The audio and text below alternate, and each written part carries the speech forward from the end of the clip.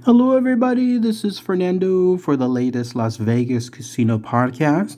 Once again, I'm doing another entry here dedicated to either some eateries or another location, something that I visited there in Las Vegas that I wanted to go ahead and give my own review, thoughts, and opinions on it, too. This one has to do with another food place, one that I've actually gone several times now. It's a really, really neat place. I think I've mentioned some posts on it before, but here I wanted to do an official review. And if you're a fan of chicken, this is definitely a great place to go to. It's called Flippin' Good Chicken. So with a name like that, did it stand up to its particular title? I'd say it did. And so I'm going to go ahead and I'm going to give my review here. And then those of you that are on the local level, if you've been there before, let me know. Post it in the comments. If not, and you go there afterwards, let me know what you think about it as well, too. So here it is, Flippin' Good Chicken.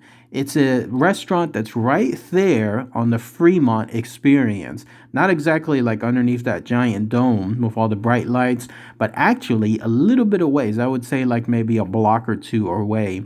And it's nearby the El Cortez Casino if you wanted to give a better perspective. So if you're walking towards the El Cortez, look on the other side right before you get there, and somewhere there, that's where you have Flippin' Good Chicken. I'll include all the links below, information too, if you wanted to check it out.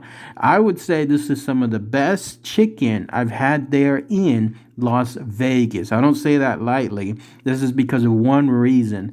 The rub that they use on the chicken tastes so good. So here's what I mean. Obviously, their big thing there is chicken. They have different things too. Like I saw that they have burgers there as well. I thought I saw that they have fish as well. But definitely their big entree, their big food theme is associated with chicken. You can order it several ways. You can order it in little bites. You can order it in tenders.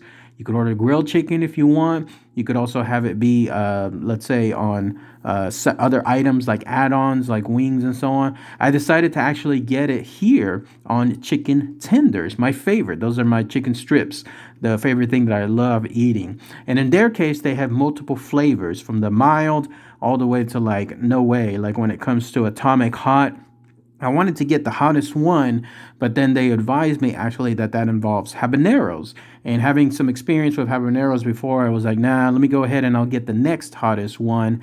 And that's what I ended up getting. I think I got the official hot one, not the one that was above it.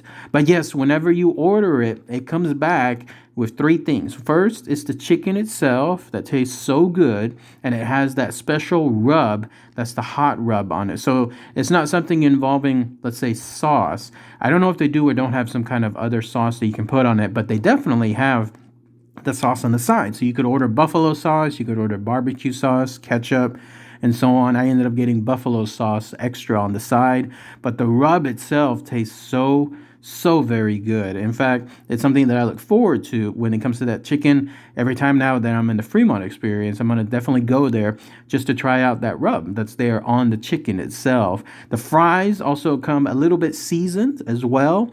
And so that's the second thing that you get. And then the third thing is you get a nice big roll or slice of garlic bread, buttery bread, something along those lines. It's bigger than your average slice, let's say from a grocery store bread that you get in the bread aisle, and it's definitely coated with a lot of that good stuff involving the garlic or buttery sauce.